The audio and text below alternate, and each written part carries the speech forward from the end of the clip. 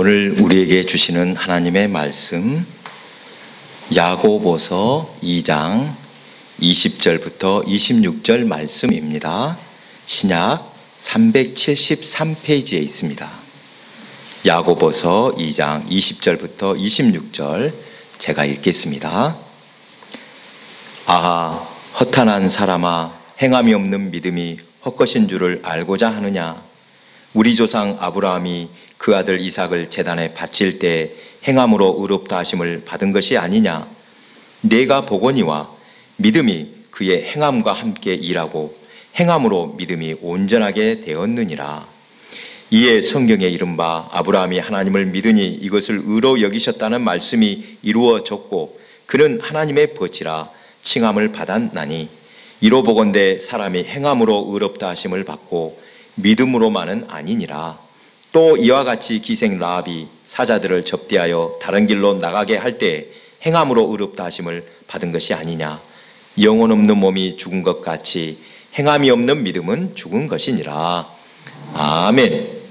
우리 함께 인사 나눕니다. 보고 싶었습니다. 사랑합니다. 네, 우리는 한 가족입니다.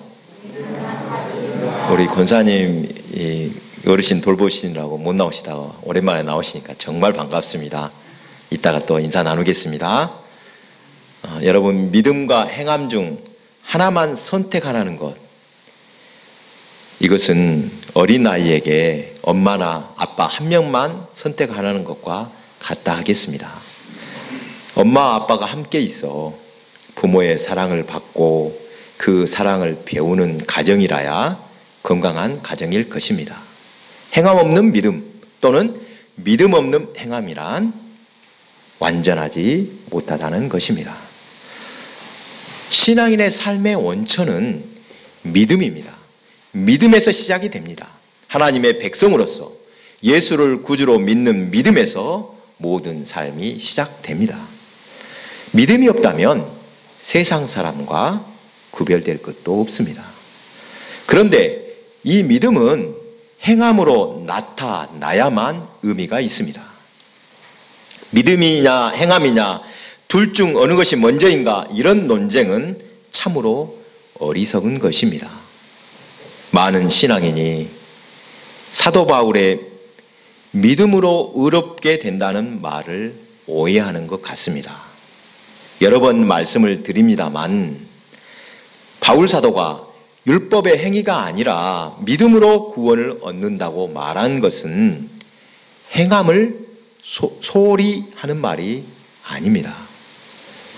율법의 행위 자체로 인간 스스로 아무리 의롭게 되려고 노력할지라도 하나님 앞에서 어떻게 의로울 수 있냐는 것입니다. 하나님의 은혜로 오직 예수 그리스도를 믿는 믿음으로 하나님이 눈 감아 주시고 우리의 죄를 강가해 주심으로 의롭다 여김을 받는 것입니다. 본문 야고보서는 성경을 깊이 공부하는 이들에게는 상당히 논란이 되는 말씀이라고 합니다. 누가 기록했는가, 또 언제 기록했는가, 이것이 논란이 됩니다.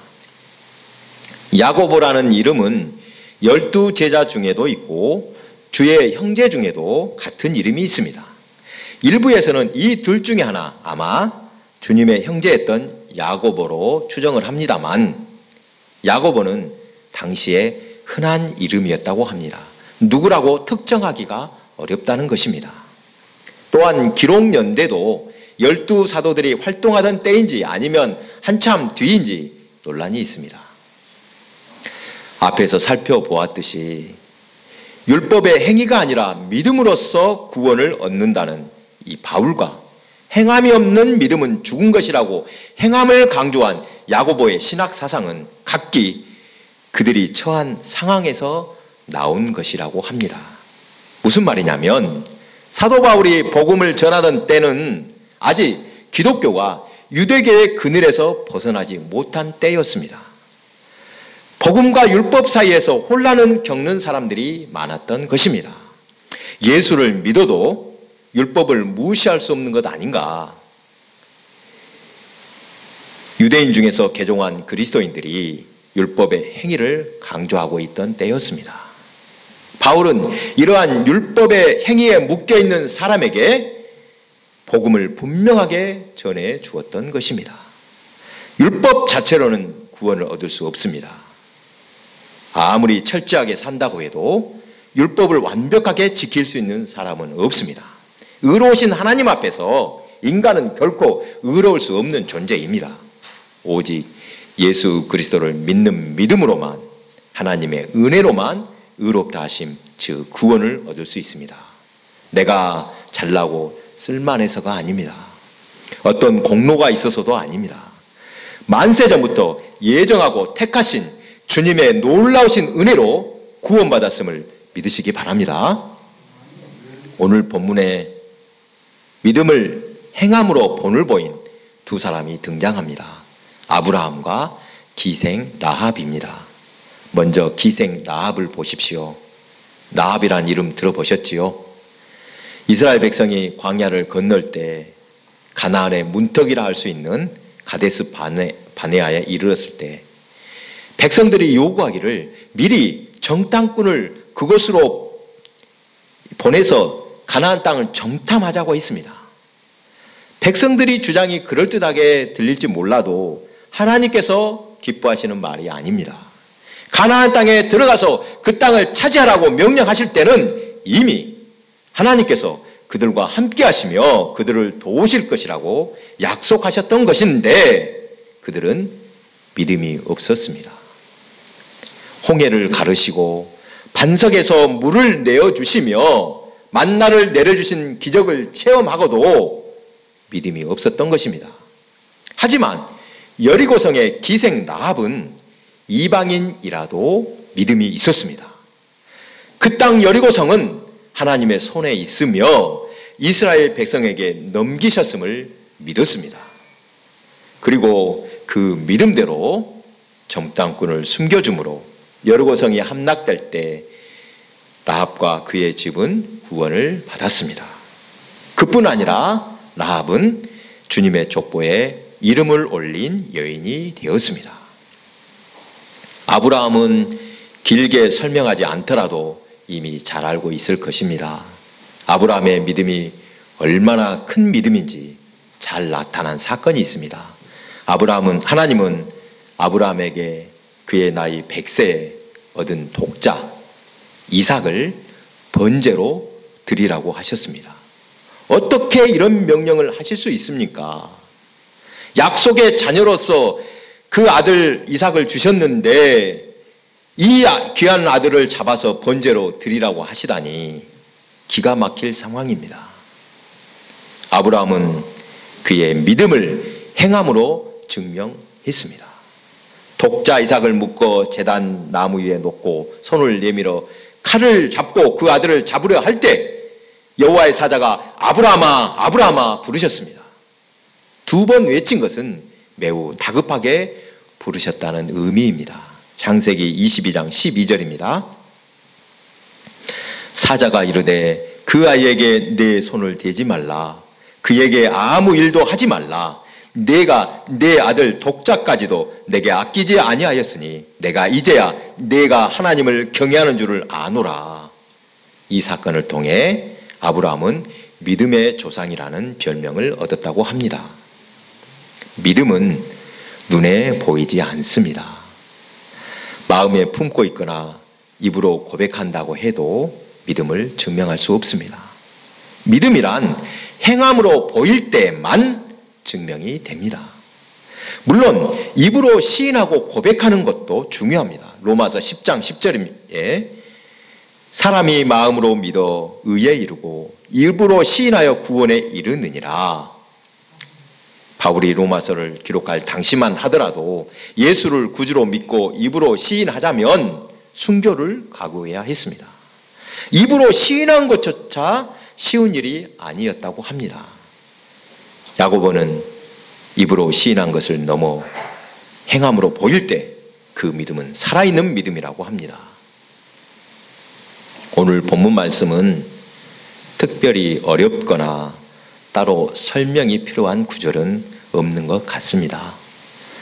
계속해서 말씀드리지만 성경을 몰라서 실천하지 못하는 것이 아닙니다. 알고도 순종하지 않는 것입니다. 아무리 말씀을 들어도 결단하여 실천하지 않으면 어떠한 열매도 나타나지 않습니다. 머리로만, 입으로만 성경을 암송할 뿐 불신자나 똑같이 산다면 무슨 소용이 있겠습니까?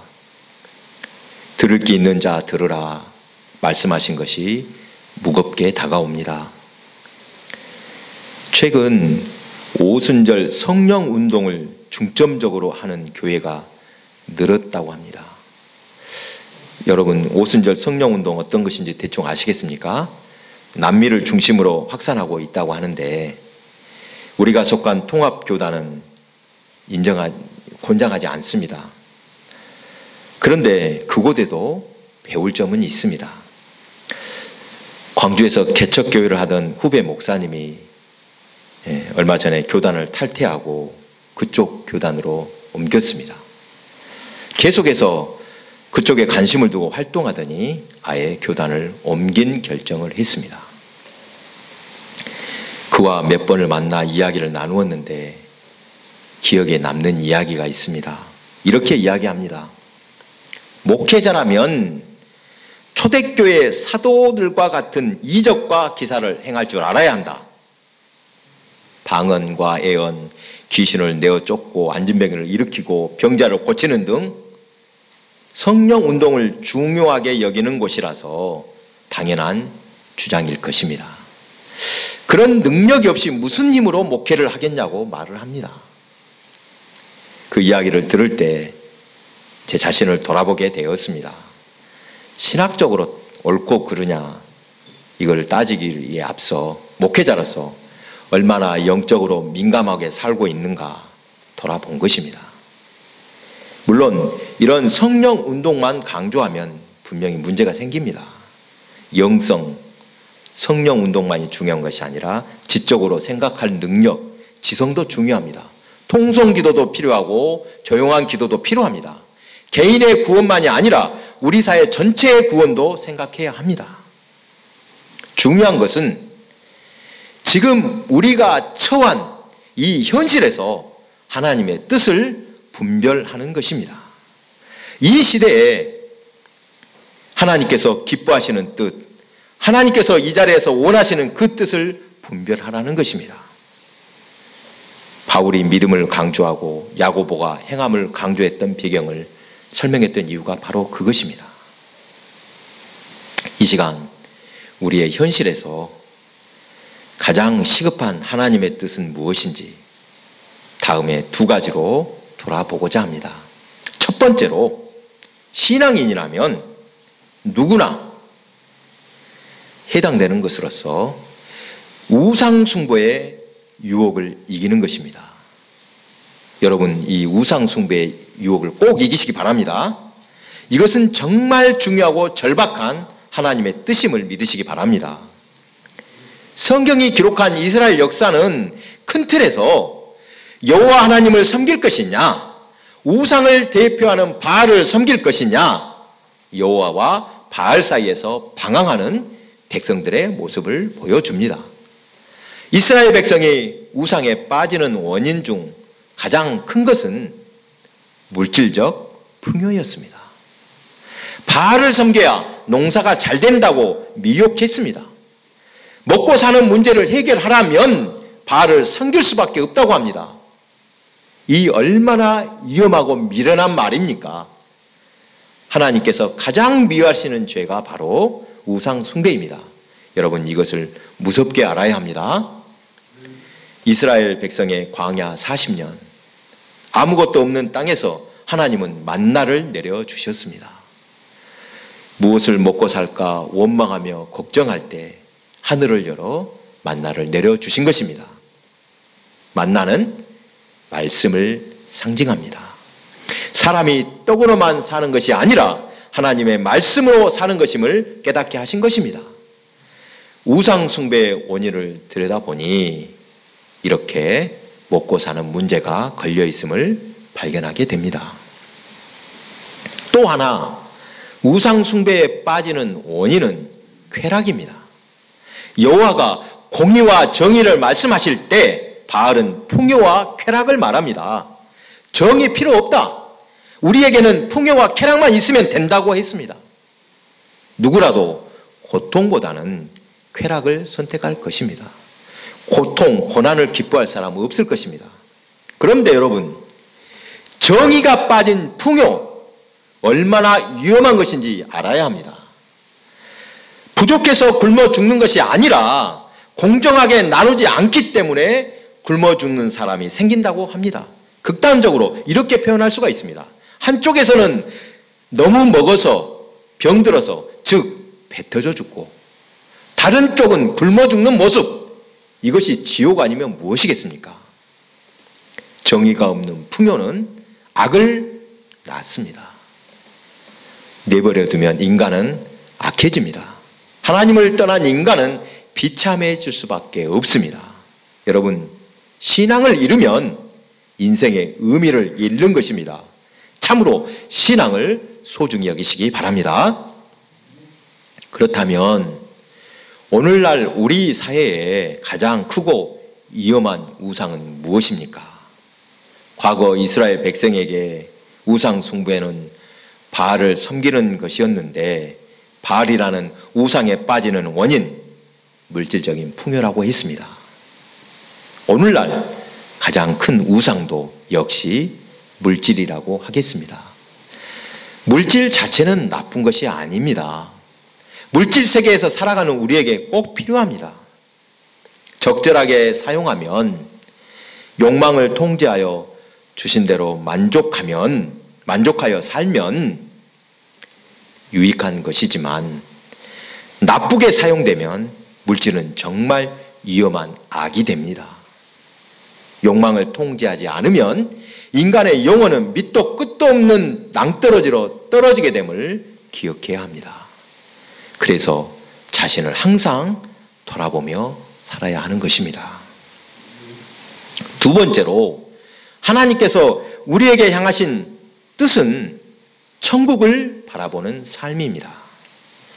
땅의 것에 눈을 두지 말고 하늘을 바라보라는 것입니다. 이것은 별로 급한 것 같지 않습니까?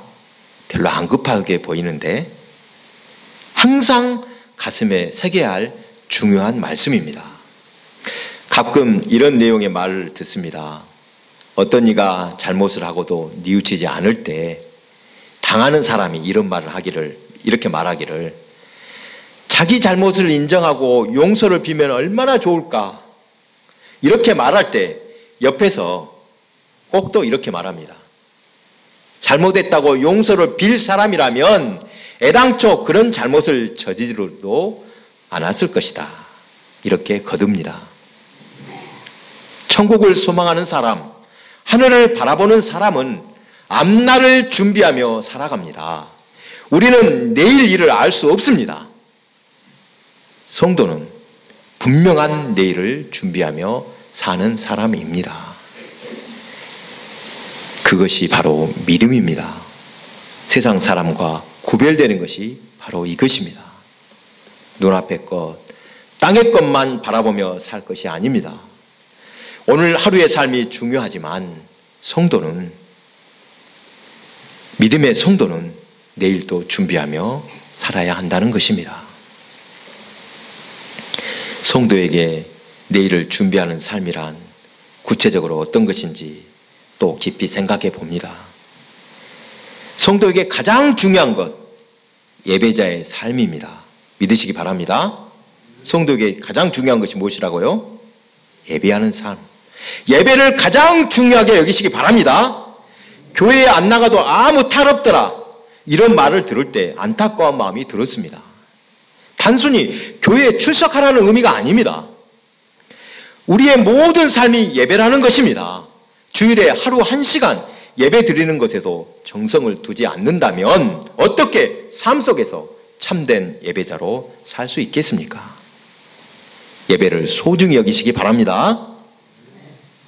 다음으로 내일을 준비하는 삶, 천국의 보화를 쌓는 구체적인 방법, 국률의 실천입니다. 여러분, 국률이 무엇입니까? 불쌍히 여기는 마음이죠. 야고보서 2장 13절 긍휼을 행하지 아니하는 자에게는 긍휼 없는 심판이 있으리라. 긍휼은 심판을 이기고 자랑하느니라. 아멘. 가난한 사람을 긍휼히 여기는 마음으로 구제하고 어려움 당한 이웃을 긍휼히 여겨 섬기는 것입니다.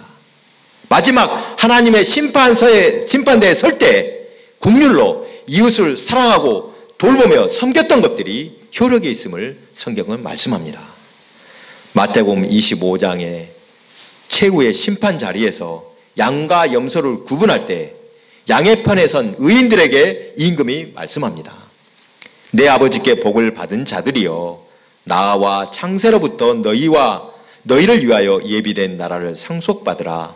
내가 줄일 때 너희가 먹을 것을 주었고 목마를 때 마시게 하였으며 나그네 되었을 때 영접하였고 헐벗었을 때 옷을 입혔고 병들었을 때 돌보았고 옥에 갇혔을 때 와서 보았느니라.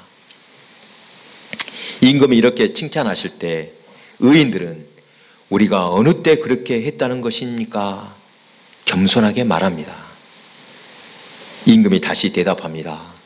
내가 진실로 너희에게 이르노니 너희가 여기 내 형제 중에 지극히 작은 자 하나에게 한 것이 곧 내게 한 것이니라.